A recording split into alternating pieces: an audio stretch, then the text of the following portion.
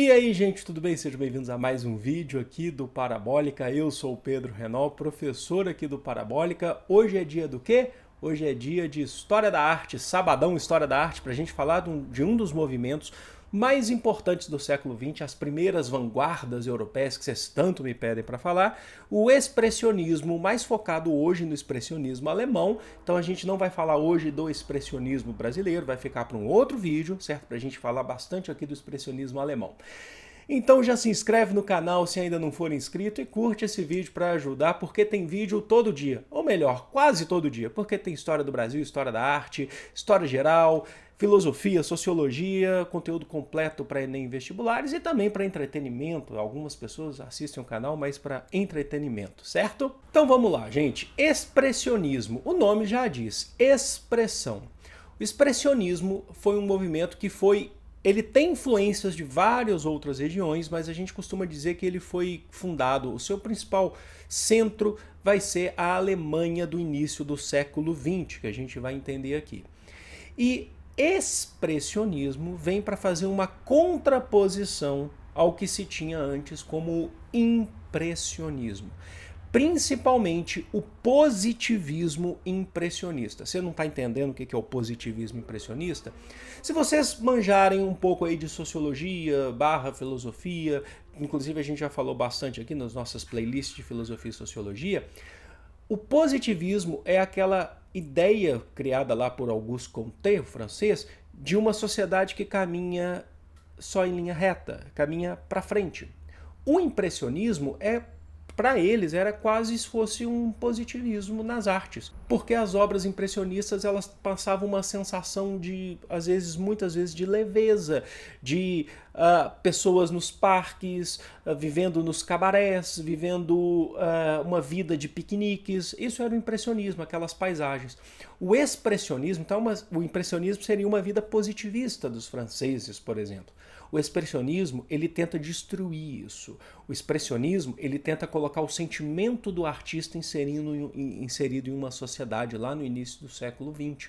Então, ele é um movimento que tenta mostrar um pouco mais de caos, um pouco mais de angústia, um pouco mais de solidão. Então, as temáticas deles, apesar de serem, vocês vão perceber que são obras bem coloridas, trabalham muito com cores, mas são temáticas solitárias, certo?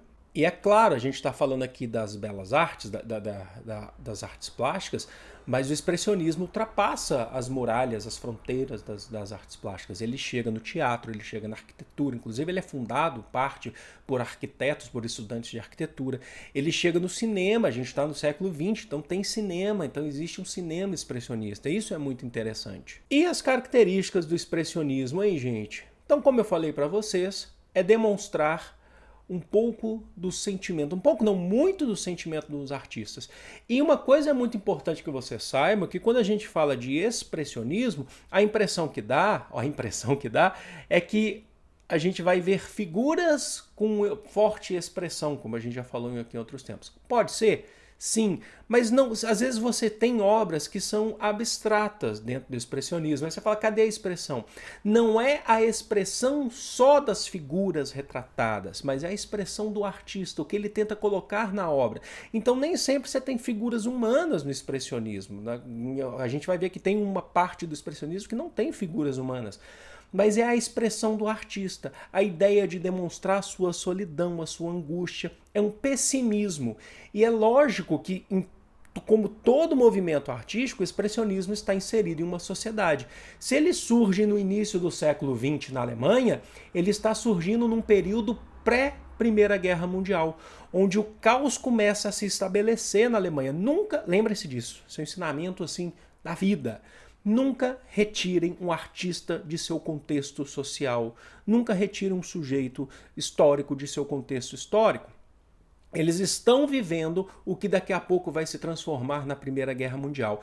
E mais do que isso, os artistas expressionistas, eles vão viver após a Primeira Guerra Mundial, num período chamado de pós-guerra, que vai de 1918 a 1933, quando o Terceiro Reich chega no poder, o Hitler chega no poder. que é o período pós-guerra, que a Alemanha vive uma república, que chama República de Weimar. Então, nesse processo da República de Weimar, vai ter muita crise na Alemanha, então as pessoas vão passar fome, a inflação vai ser altíssima. Os artistas expressionistas, eles estão inseridos nesse contexto. E não é à toa, então, que é uma arte que preza muito pela subjetividade, pelo individualismo do artista, o que ele vê nessa sociedade. E por conta disso, os artistas passam a ser críticos a essa sociedade, uma sociedade que está num caos total antes da Primeira Guerra Mundial e após a Primeira Guerra Mundial. E muitos desses artistas serão sim perseguidos pelo Terceiro Reich, serão perseguidos pelo Hitler, certo? A arte expressionista, na Alemanha especificamente, é considerada uma arte subversiva. E é certo que o primeiro grande nome do expressionismo, ele não é alemão, ele é um norueguês, que é um Munch, o Edvard Munch. O Edvard Munch, ele está no final do século XIX, mas ele é considerado um grande símbolo para esses artistas expressionistas. É dele a famosa obra que a gente conhece muito bem, que é considerada a primeira grande obra do expressionismo. Então reparem que, não necessariamente na Alemanha, que vai ser o Grito. E essa obra ela é simbólica para o expressionismo, que demonstra uma figura só, uma figura numa ponte. A gente não precisa...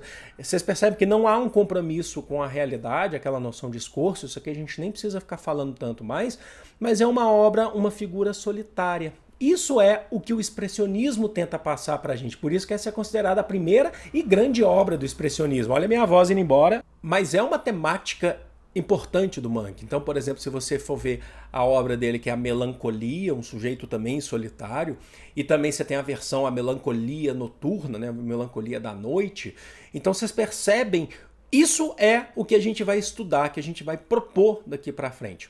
E eu queria até passar um caso, antes da gente falar mais especificamente dos grandes movimentos alemães dentro do expressionismo, uma artista que eu gosto muito, que é uma artista que trabalhou muito com desenho, era uma desenhista, trabalhava muito com gravuras, né? Que é a Kate Kollwitz. A Kate Kollwitz foi uma artista alemã, que ela é considerada também uma desses grandes nomes do início do expressionismo alemão, e ela foi perseguida pelo Hitler. As suas obras, muitas delas foram queimadas pelo Hitler. Por quê? Ela está pintando muitas coisas, inclusive durante a República de Weimar, que eu falei para vocês, que é o período de caos. Olha só, vocês já estão vendo na tela as temáticas dela de angústia. Ela está relatando a pobreza da Alemanha, ela está relatando a inflação, a hiperinflação alemã, ela está relatando a tristeza, a angústia, a solidão dos trabalhadores, o caos. Então vocês percebem o que é o expressionismo? Muitas coisas são retratadas nas figuras e outras são do próprio sentimento do artista. Eu gosto muito dessa artista, principalmente porque na minha graduação, quando eu fiz a minha monografia, eu trabalhei um pouco com ela, sabe, como influência, porque a minha monografia na época foi em arte. Eu trabalhei com ela, inclusive, então eu gosto bastante, apesar de não ser muito conhecida aqui no Brasil, a Kate Kollwitz, mas existe, na Alemanha ela tem um bom nome, assim, né? Agora, na Alemanha, a gente costuma dizer que existem duas grandes correntes do expressionismo alemão, que existe uma semelhança, lógico, na questão da expressão, do sentimento, mas um pouco de diferença no que eles querem passar, o que eles querem transformar esse sentimento. A gente está falando de dois movimentos que são o Die Brücke e o Der Bleireiter. Tá? Pronúncias, a gente tenta fazer um alemão aqui, mas nem sempre dá certo. Vamos começar falando primeiro do Die Brücke, que significa, se a gente olhar a ideia, significa a ponte. Tá? Esse termo significa a ponte, e esse movimento foi fundado em 1905 por estudantes da Escola de Arquitetura de Dresden. Por que esse movimento se chama a ponte? Porque eles se proporam a fazer uma ponte entre a arte que era produzida na Alemanha no século XIX para uma arte mais moderna, que seria essa agora, o expressionismo. O que você tinha antes era o romantismo, aquela ideia da beleza que a gente já falou aqui, a noção de esforço, e eles estão querendo fazer uma ponte. Então, eles ainda retratam bastante figuras humanas, só que sem o compromisso com o esforço, como era no romantismo, e uma coisa muito importante, para se adequar ao expressionismo, solitárias. Eles têm muita ideia de trabalhar o nu, como se fosse uma brincadeira do romantismo, mas um nu solitário. Pessoas solitárias, mesmo que estivessem em multidões, mesmo que estivessem acompanhadas, essas pessoas, ainda assim, existe uma angústia solitária nelas, exercendo suas atividades, e é mais ou menos o que muitas pessoas sentem. Às vezes você está cercado de pessoas, mas isso muito na sua aparência. Dentro de si, você é um solitário.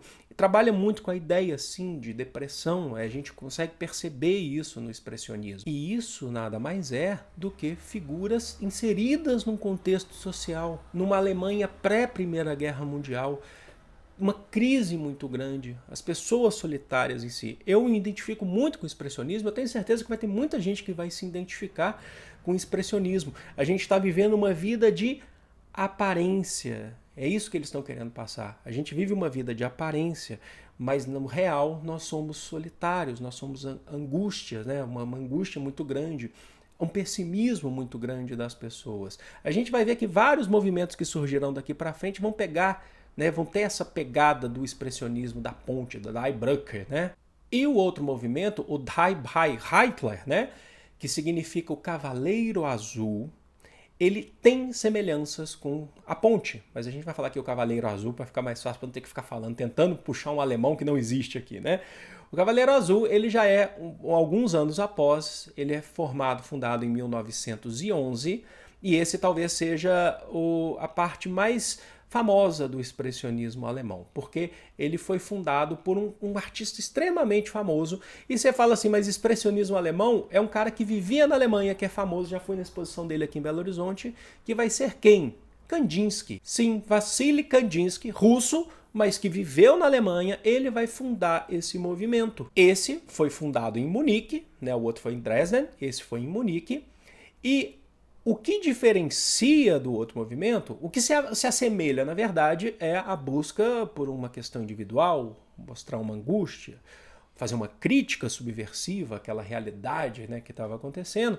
Só que esse tem menos figuras humanas. Não significa que ele não tenha, tá? Mas ele preza muito por fugir mais da realidade, até mesmo porque os artistas queriam fugir muito daquela realidade, daquela época, que era muito difícil.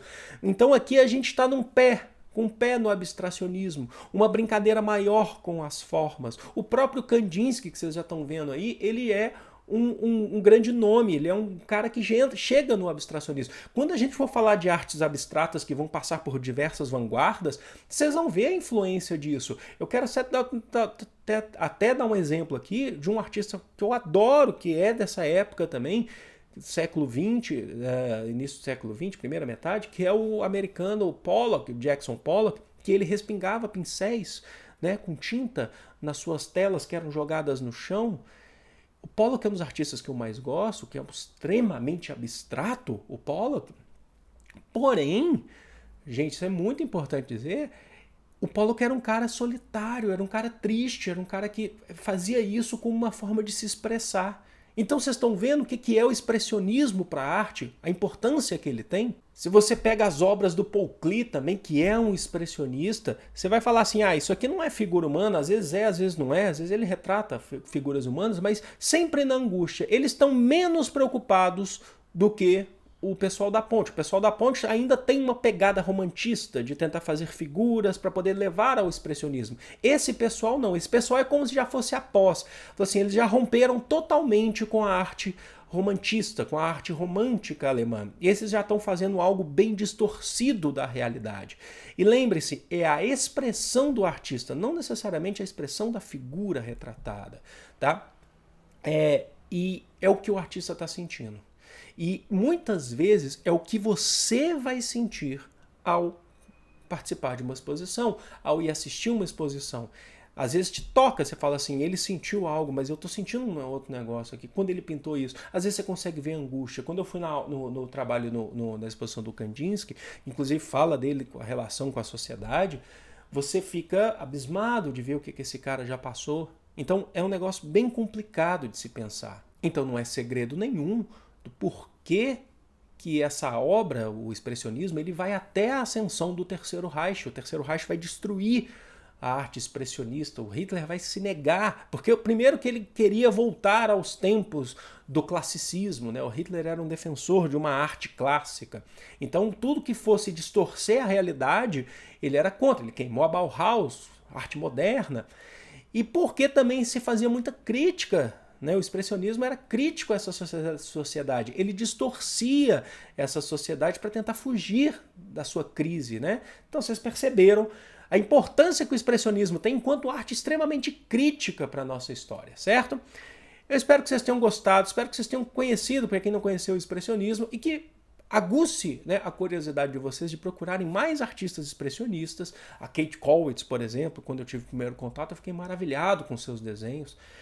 Eu espero que isso chegue a vocês também. Foi um grande prazer, amo vocês de coração, vou ficando por aqui, grande beijo, fui!